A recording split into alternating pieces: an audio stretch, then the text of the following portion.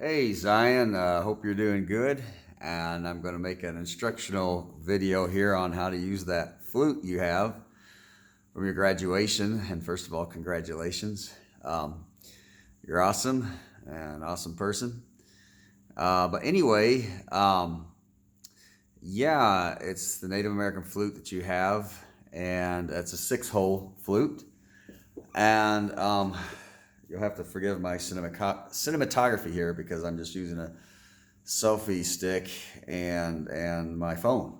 So that's my technology available at this point. But I think you'll be able to see what I'm talking about, regardless. Anyway, this is the flute I'm going to be using, and the one you have is much higher quality than this, but this one's based on the same principle.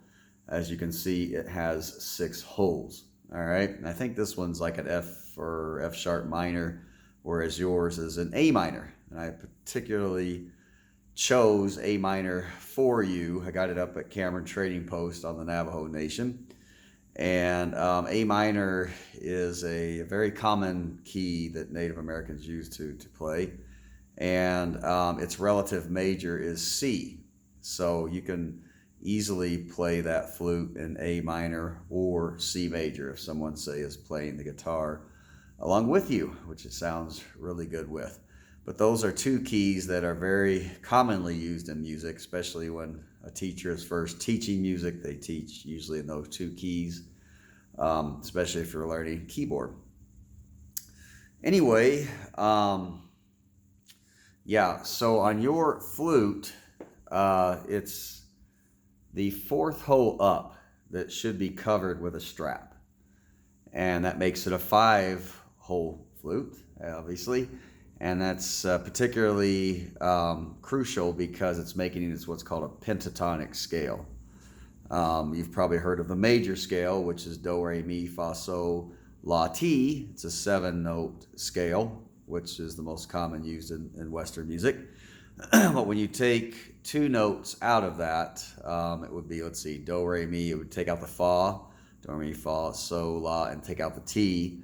You get a 5-note scale. Pentatonic means 5, of course.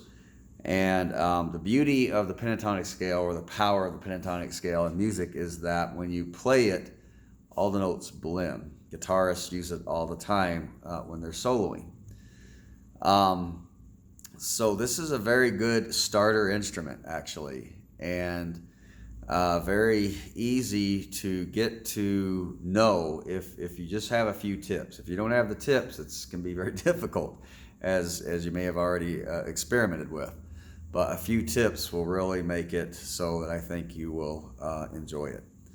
All right, so first of all, put that strap over the 4th hole up, and make sure it's relatively tight so that air is it doesn't have to be super tight, but not just so it's not super loose. The second thing you want to do is the bird, I don't know if you can see that, on top needs to be centered, so that this hole, it's kind of difficult to show the hole, but let me see if I can find it for you. There we go.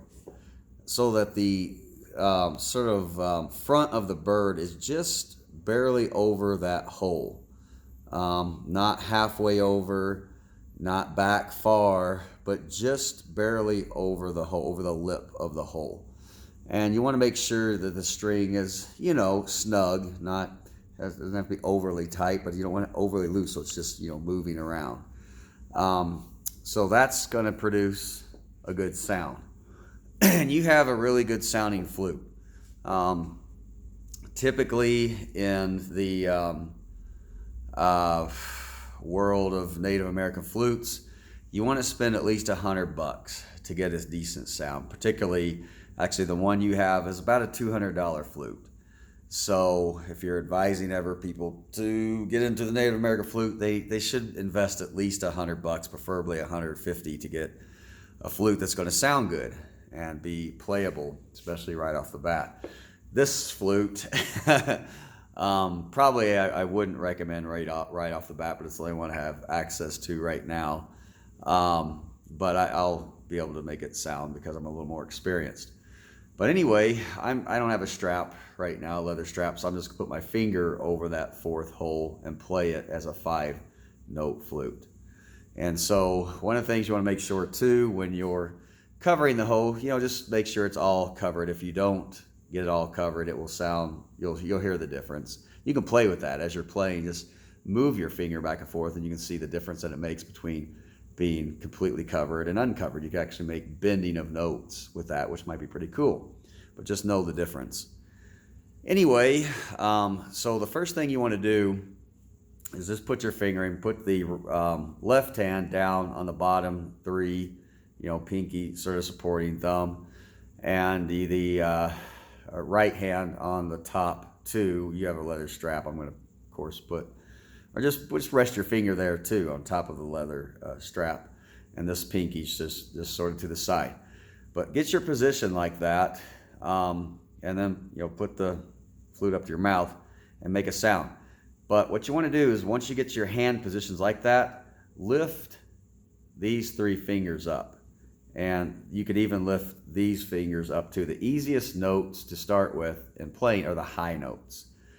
If you have it all the way down like that, that's the lowest note, and that's actually the hardest note to hit. But if you start with your high notes first, they're easier. So I'm going to give you a demonstration here.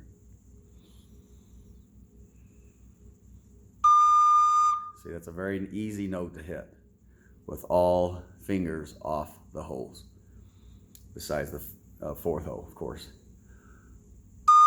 And then just go on down the ladder. Practice that first. Practice making the high notes and slowly going down.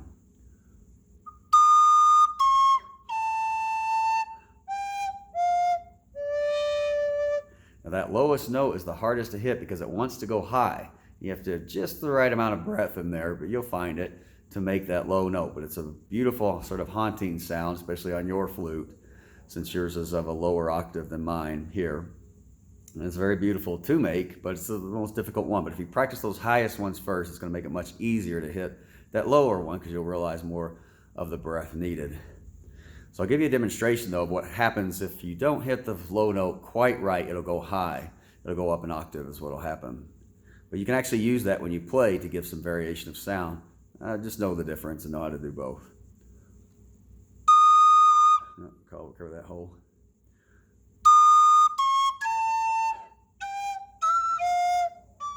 See how it went high?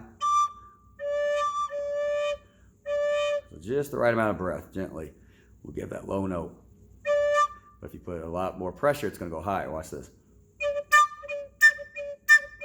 So you can make a nice sound doing that. Just know how to go between the two.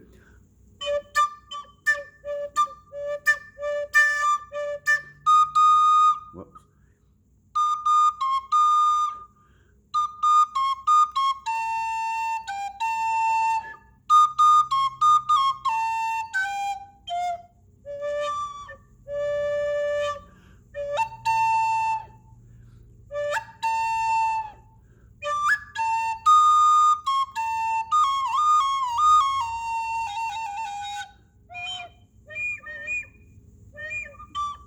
Low note's hard to hit, and you got a better flute than this, so it should come a little easier over time. This one's kind of hard to hit, low note.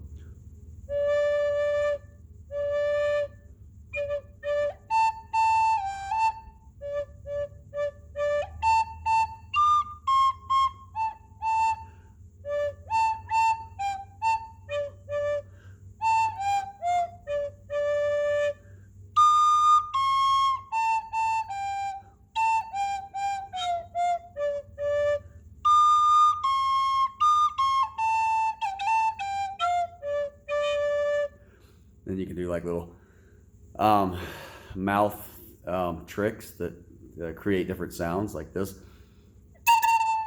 Just making your song like that.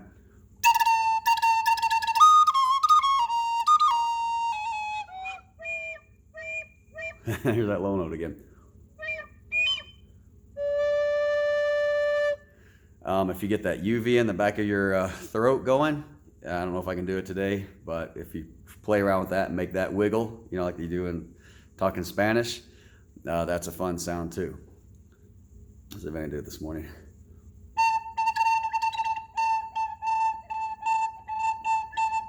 little bit. You get the idea. I'm not good at doing that so much, but you might be better. Trying to think. I think, let's see. That's basically it. That.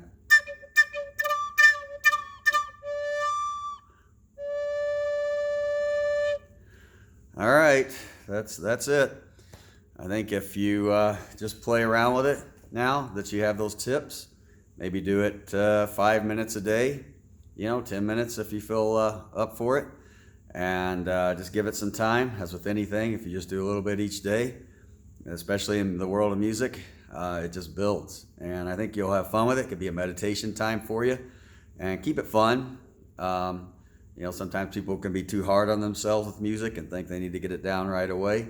But I really stress, I teach a music class now, I stress be very, very patient with yourself and have fun with it. Use it as your meditation time, and you'll be surprised over the course of a few months, even if you do it daily or 3 or 4 times a week, how much your body will adapt to the instrument. Same with the keyboard.